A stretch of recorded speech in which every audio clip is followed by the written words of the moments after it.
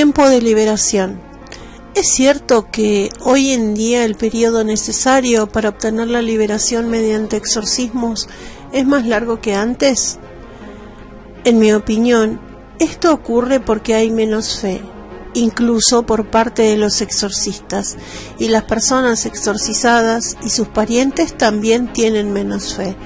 Recuerde que aquel episodio del Evangelio en que 9 apóstoles al pie del monte Tabor no consiguen liberar a un joven. Se defienden alegando que lo hacen en nombre de Cristo y le preguntan a Jesús: ¿por qué nosotros no pudimos expulsar a ese demonio? La respuesta es: porque tenéis poca fe. Según otro evangelista, el episodio está en los 3 evangelios sinópticos. Jesús respondió: esta clase de demonios se expulsa solo con la oración. Y un tercero dijo: se expulsa solo con la oración y el ayuno. Ahora bien, para los judíos la oración siempre iba unida al ayuno. Por tanto, el evangelista que solo habla de oración sobreentiende el ayuno. Hoy en día, tanto el exorcista como las personas exorcizadas tienen poca fe, por eso se necesita mucho tiempo. El periodo de liberación también depende del tiempo que el mal lleve enraizado. Solo en un caso, solo uno, liberé a una chica de 14 años con un exorcismo de 10 minutos. ¿Por qué? El día antes había ido con una amiga por curiosidad a un rito satánico. Por la noche, cuando volvió a casa, chillaba, mordía, pataleaba. Su padre la metió en un coche, vivían cerca de Roma, y la llevó al santuario de la Escalera Santa. Naturalmente estaba cerrado, tuvieron que esperar hasta las 6 de la mañana. Cuando abrieron, el hombre preguntó por el padre Cándido y le dijeron que ya no hacía exorcismo, porque estaba enfermo. Lo sustituye el padre Amort, añadieron, para que se dirigieran a mí. La niña llegó aquí poco tiempo después de las 8. Yo ya había empezado a hacer exorcismos y seguí hasta las 12 del mediodía. Gracias a Dios no estaba solo. Me acompañaba otro exorcista más competente que yo, otro alumno del padre Cándido, que aún exorciza. Los porteros me decían: anda, padre Amort, recibe también a esos. Yo respondía: estoy muy cansado, ya son las 12, e insistían: están esperando desde las 8 de la mañana, en realidad llegaron de Roma anoche. Al final cedí: está bien, vamos a exorcizarla. Tras 10 minutos de exorcismo cayó en trance.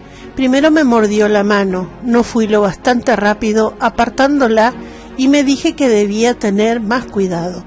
El otro exorcista, al verla en trance, se acercó a la camilla y le preguntó: ¿te has quedado sin fuerza? ¿No puedes ni hablar? Dijo que no con la cabeza. A los 3 o 4 minutos corría por el patio con su hermana, curado por completo. En el caso de esta chica, el demonio acababa de entrar. Solo hacía un día, por eso la liberación fue tan rápida. En cambio, cuanto más tiempo lleva, más raíces echa. Por eso, en el primer exorcismo le pedimos al Señor que desarraigue al diablo y lo expulse. A veces llega un hombre de 50 años y al repasar su historia nos enteramos de que fue víctima de un maleficio cuando era pequeño, pongamos a los 5 años de edad. Después de tantos años, el demonio ha echado raíces muy profundas y es comprensible que se necesite mucho tiempo. Si conseguimos la liberación en 5, 6 o 7 años, ya me doy por satisfecho. Lo ideal sería practicar un exorcismo al día. Si tuviera un solo paciente, lo ideal sería practicar un exorcismo al día. Si no, al menos una vez a la semana, o sea, más de 50 exorcismos al año por persona. Pero mire usted mi calendario. Arriba anoto las visitas de la mañana, abajo los de la tarde. Aquí tiene, por ejemplo, el mes de diciembre, que no fue uno de los más sobrecargados, todo lleno, incluido el día de Navidad. En cuanto a la duración del exorcismo, suelo tardar media hora, pero a veces no es suficiente, porque hay que continuar hasta que la persona despierta. Si el paciente cae en trance, debemos esperar que recobre el sentido. Cuando vuelven en sí, están alegres, contentos, se sienten curados, pero no es así. Al cabo de unas horas o al día siguiente, vuelven a caer en lo mismo. Recuerdo un caso único, el exorcismo más largo que he hecho. Era un 8 de diciembre, un día especial dedicado a la Inmaculada Concepción. El padre Cándido exorcizó durante años a esa señora y luego me la pasó a mí. Yo la veía una vez por semana. Ese día, otro exorcista y yo le practicamos un exorcismo de 5 horas y media. Después se la veía tan liberada. Besos, abrazos, felicidad, estaba radiante. Sin embargo, al cabo de una semana, volvía a estar como antes. Era un caso muy peculiar. Tenía muchos demonios dentro. El diablo había echado profundas raíces en ella.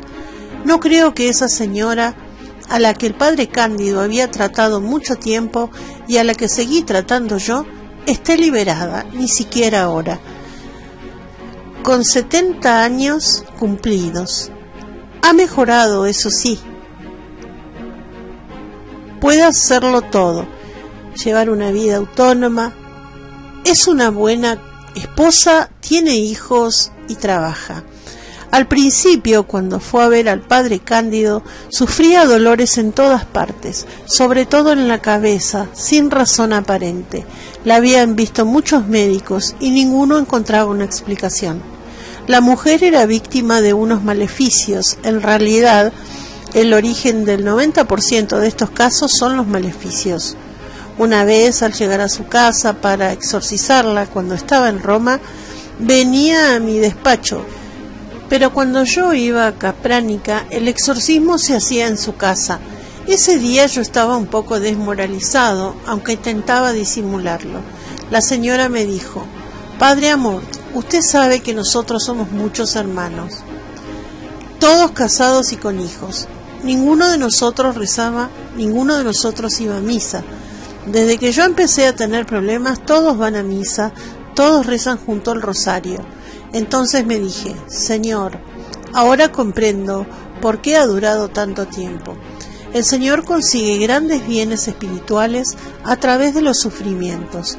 He visto familias alejadas de la religión que se han transformado por completo al tener un caso de este tipo. De pronto, todos van a misa, oran, rezan el rosario, hacen peregrinaciones». Sufrimientos y beneficios espirituales. Ha dicho usted que muchas veces las liberaciones difíciles que requieren largo tiempo aportan un beneficio espiritual a las familias de los poseídos. ¿Esto también ha incidido en su vida? Sin duda. He visto los beneficios espirituales que el Señor da para compensar los sufrimientos de estas personas. Ofreciendo los sufrimientos a Dios, se salvan almas. Y el Señor tiene muchas almas que son víctimas. Escribí una vita dietro un sorriso, la historia de una mujer beatificada que pronto será canonizada, Alexandrina María da Costa, a quien le debemos la consagración del mundo al corazón inmaculado de María. Pues bien, según varios testigos, ella experimentaba la pasión, tenía estigmas y en los últimos 13 años de su vida vivió única y exclusivamente de la Eucaristía. Padecía sufrimientos continuos y atroces día y noche, porque no dormía. Según una revelación del Señor, esta mujer salvó millones de almas. Piense en la Virgen de Fátima, en lo que les dijo a los 3 niños: muchos van al infierno porque no hay quien rece y se sacrifique por ellos. Mejor dicho, quien se sacrifique y rece por ellos, porque sacrificarse es antes de rezar y es más importante. He conocido a enfermos incurables e intratables que me decían: le doy las gracias al Señor por esta enfermedad, se lo ofrezco todo al Señor para salvar almas. Y también, no renunciaría a mi enfermedad, es mi misión para salvar almas. Gente que estaba inmóvil en la cama, el Señor obtiene beneficios espirituales en todas partes. Nosotros estamos muy vinculados a la tierra y a las cosas terrenales, y no pensamos que la tierra dura poco, mientras que la eternidad dura siempre. Si viera la cantidad de folletos que doy con los 10 mandamientos, en primer lugar, miro qué tratamientos médicos han seguido, los análisis, el historial. Después les pregunto si rezan, si van a misa, si se confiesan. Tengo una gran cantidad de folletos y les digo, leed el decálogo y estudiadlo bien. Siempre empiezo por el tercer mandamiento, santificarás las fiestas, y como no puedo comentarlos todos, luego paso al sexto, no cometerás actos impuros. No es el pecado más grave, pero es nuestra debilidad. Los pecados más graves son la soberbia y el orgullo. Sin embargo, incumplir el sexto mandamiento es el pecado más común, tanto que San Alfonso de Ligorio decía, la mayoría va al infierno por este pecado y nunca sin este pecado. Les ocurre a todos los hombres, es nuestra mayor debilidad. Luego, mientras seguimos hablando, les cuento el episodio del joven que le preguntaba a Jesús, Maestro, ¿qué es lo bueno que debo hacer para conseguir la vida eterna? Y Jesús le responde, cumple los mandamientos. Entonces les digo, vamos a estar muy poco en la tierra y después no hay una tercera vía, solo el cielo o el infierno. No hay escapatoria. Brujos y poderes.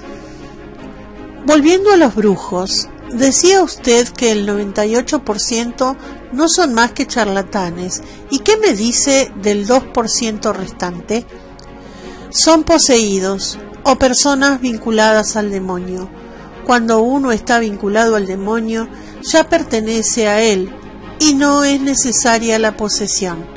El demonio tiene grandes poderes, incluso puede curar, y da los bienes que aquellos piden.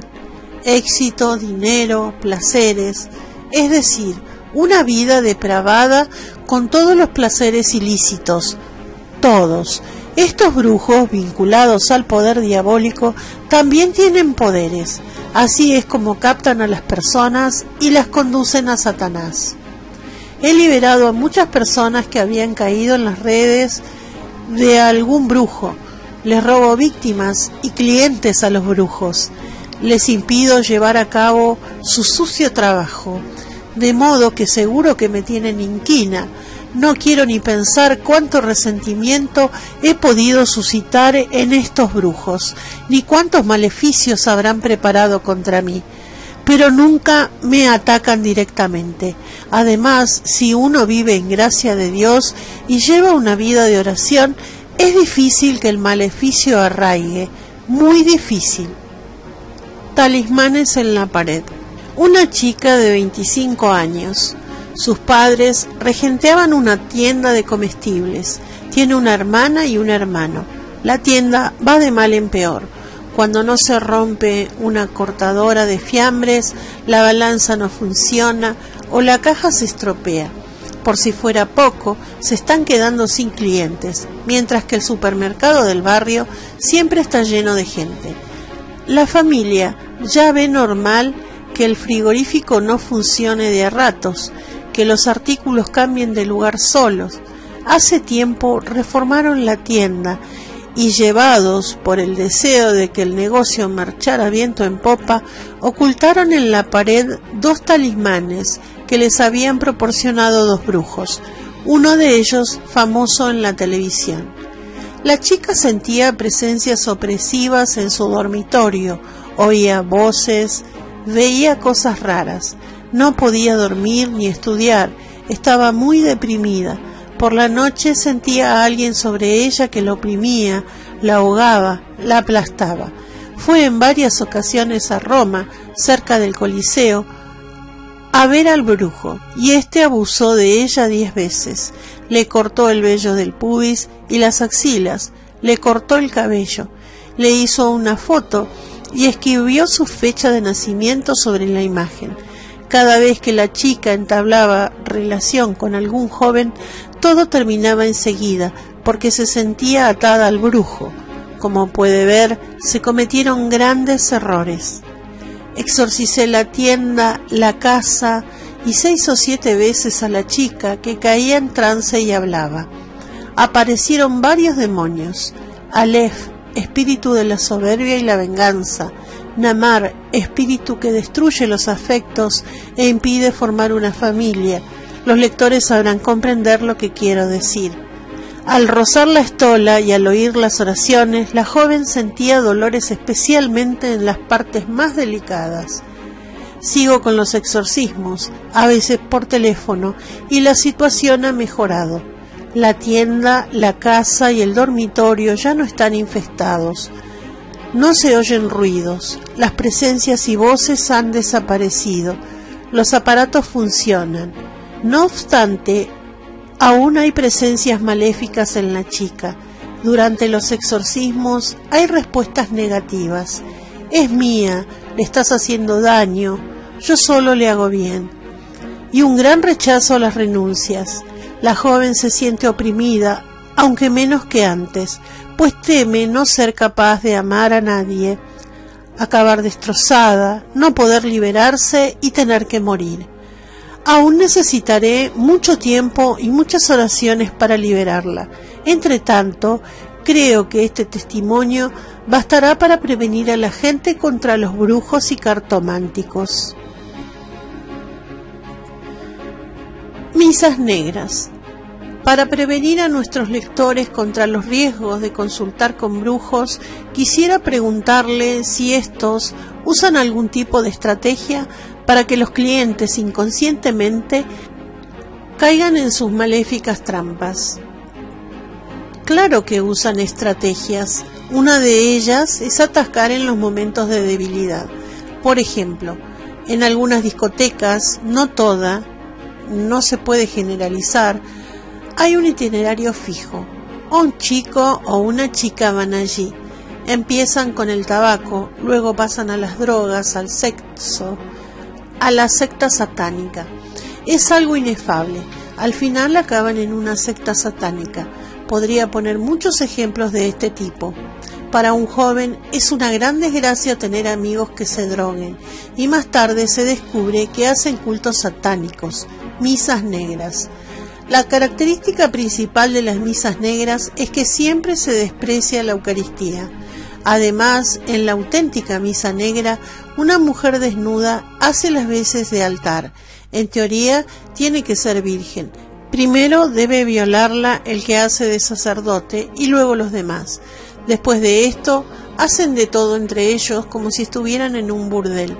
En realidad, muchos asisten a la misa negra por el después, o sea, por el burdel. En tales situaciones, ¿existe el peligro real de que se produzca una entrada maléfica? Por supuesto, cuando se hacen misas negras o se ofrece culto a Satanás, existe el peligro de una entrada maléfica, y a menudo ocurre. No es ninguna broma, el diablo toma las cosas muy en serio, y Dios no tiene por qué impedirlo, nos creó libres. Los curas deberían predicar sobre estos temas, pero no lo hacen. No dicen nada de la existencia del diablo, ni de los peligros que conlleva tomar el camino de las drogas y del tabaco, o consultar con brujos o cartománticos. Según algunas estadísticas, 14 millones de italianos consultan con cartománticos. Riesgos de la cartomancia. Así pues, no solo debemos guardarnos de las sectas y los brujos, sino también de los cartománticos. Sí, porque muchos de ellos tienen conexión con Satanás, han hecho un pacto de amistad con Satanás, no están endemoniados, solo están conectados con el diablo, adivinan, podríamos decir, funcionan a través de él. La gente se dirige a ellos, obtiene lo que quiere y sigue yendo. Lo primero que hace Satanás es alejar de Dios a estos clientes. Lo que le interesa a Satanás no es la posesión ni nada parecido. Lo que quiere es alejar a la gente de Dios y hacerla caer en el pecado, porque eso significa llevar a almas al infierno, impedir que Dios las lleve al cielo. Las personas vinculadas a un cartomántico abandonan la oración, empiezan a alejarse de Dios y toman un camino que las conduce a manos del maligno. Quizá la cartomancia sea la forma de superstición más difundida. Sin embargo, es difícil hallar casos en los que haya sido tratada directamente. Yo tuve la ocasión de hacerlo por una carta que me envió un obispo argentino. Me hablaba de un caso sobre el que le habían pedido que se pronunciara. Teniendo en cuenta lo difundida que está la costumbre de hacerse tirar las cartas, sorprende que los documentos eclesiásticos no aludan casi nunca a la cartomancia. El caso que el obispo me expuso era el siguiente. En su diócesis, un católico practicante tiraba las cartas para ayudar a los demás, aunque sin ánimo de lucro y sin hacer nada malsano. ¿Era lícita esta práctica? Había enviado una carta con la pregunta, escrita en latín, a la Sagrada Congregación para la Doctrina de la Fe, pero no le habían contestado. Yo creo que la congregación no respondió porque nunca había tratado este asunto. Yo le di una respuesta, aunque recalqué que solo poseía un valor personal, basada en una serie de criterios generales que, en mi opinión, sitúan a la cartomancia entre las formas de superstición, concretamente entre las formas de adivinación. Se desconoce el origen exacto de las cartas. No existían en el mundo árabe ni en el judío. Tal vez las importaran de los cíngaros de la India. Se sabe con certeza que antes de ser utilizadas como juego, ya se empleaban como instrumento de adivinación. Se utilizaban, y hoy se sigue haciendo, naipes de juego y también cartas especiales, entre las que se destaca el tarot. El objetivo es conocer el futuro, saber cosas ocultas, lo cual constituye un peligro. El fundamento, y de ahí la condena moral, reside en la voluntad de conocer el futuro o lo oculto, utilizando un medio inadecuado, al que se atribuye un poder para identificar realidades o sucesos, sin tener en cuenta que las cartas no poseen tal poder.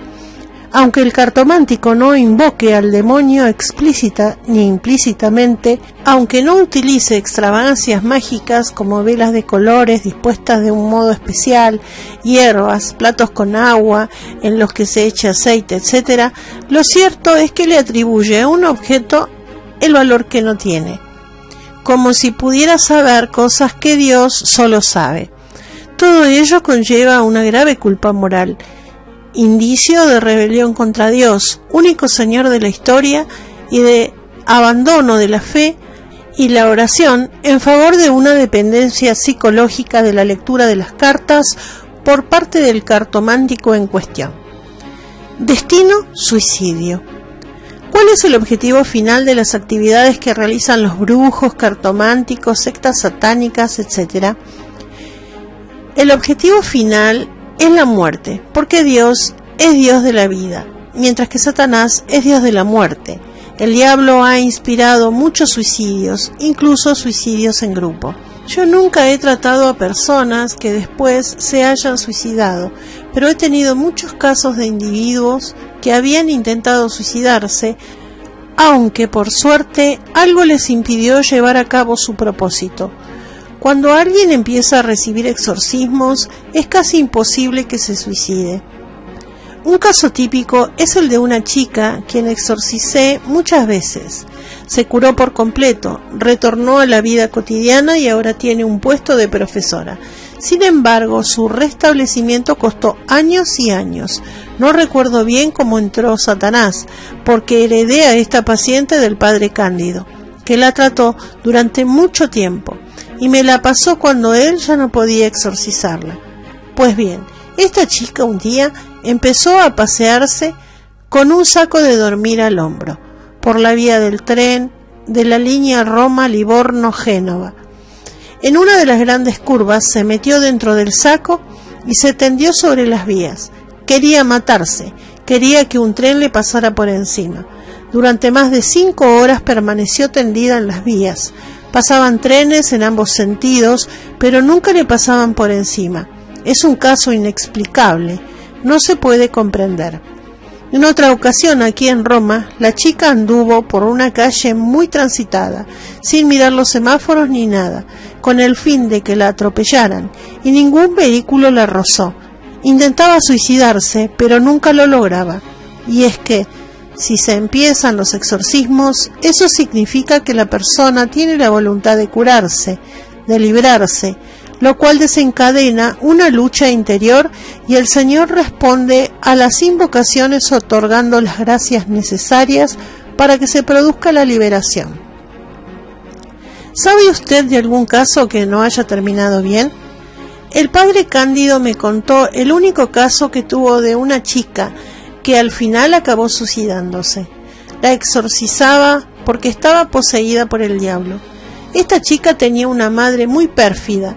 Una vez la madre fue a hablar con el padre Cándido y él le explicó los trastornos que padecía su hija. La mujer asentía, pero el padre comprendió que no creía nada de lo que le decía. Vivían en un 6º piso. Un día la chica se confió a su madre y le dijo: «Lo único que deseo es suicidarme, ya no puedo más». La madre le respondió: «Va, no sirves para nada, no serías capaz de hacerlo». Tras lo cual se acercó a la ventana y la abrió y su hija se tiró. Es el único caso que conozco de una persona exorcizada que al final terminó así. En estas personas la tentación del suicidio es muy común, muy fuerte, porque sufren dolores agudos. Sin embargo, según mi experiencia, cuando una persona empieza a recibir exorcismo, es posible que logre quitarse la vida. Puede que lo intente, pero nunca lo consigue.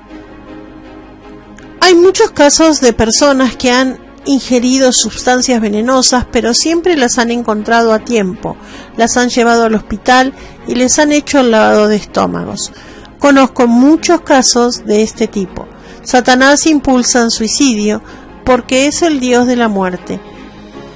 Por eso San Agustín dice: si Dios no lo frenase, el diablo nos mataría a todos. ¿Cómo exorcizar un drama? El marido es médico, dentista, la mujer ama de casa y muy inteligente. Tienen 2 hijas. En casa de esta familia ocurrían fenómenos extraños: ruido de pasos, presencias no identificables, golpes muy violentos, luces que se encendían y apagaban solas, lo mismo que el televisor y la radio, y objetos que se movían solos. En un punto del dormitorio hacía un frío intenso, como en una nevera. En determinado momento la mujer empieza a sentir dolores agudos en el estómago y la cabeza, acompañados de reacciones violentas y de un intenso odio a su marido. Un día, tras comer en un restaurante, vuelve a casa obsesionada con unos supuestos ataques sexuales del camarero que le ha regalado un frasco de perfume. Todo es motivo de pelea con su marido, y persisten los sentimientos de odio y venganza. Marido y mujer habían asistido a varias clases y reuniones de nueva era, New Age, y estaban a punto de llegar al estadio de espíritus guías. Al mismo tiempo participaban de un grupo de renovación en el espíritu. Resultado: la mujer está cada vez más deprimida, intenta matar a su marido y luego suicidarse, sin ningún motivo. Pasa del llanto desesperado a la risa intensa. Cuando vinieron a verme, les sugerí que para empezar debían confesarse y comulgar y pedir sincero perdón. Además de romper el contacto con la nueva era, les aconsejé que interrumpieran temporariamente las sesiones con el grupo de renovación, ya que los ejercicios de introspección para alcanzar el discernimiento causan inquietud y desmoralizan. Les recomendé que siguieran un camino de fe sencillo y personal, con una relación más directa con el Jesús eucarístico, y que entre semana asistieran a alguna misa con comunión, adoración y bendición eucarística al término de las funciones. En casa les aconsejé rezar el rosario y el exorcismo de León XIII en su versión breve y traducida, así como beber agua y óleo exorcizados. Después exorcicé la casa eliminando todas las muñecas y figuras, máscaras orientales de sus hijas. También empecé a exorcizar a la mujer. Durante las sesiones hablaba: somos Aleph y Alimay. Satanás nos ha entregado a esta mujer. Es nuestra. No te la daremos. Aquí estamos bien. Tras retomar la vida cristiana, tras el perdón y 5 exorcismos, la situación cambió radicalmente. Han cesado los ruidos, las peleas, por la noche duermen, la mujer ya no está obsesionada con el camarero y su espíritu de venganza casi ha desaparecido. Creo que por fin viven en paz. También están siendo muy efectivos los exorcismos breves por teléfono. Confío en que pronto la liberación será total.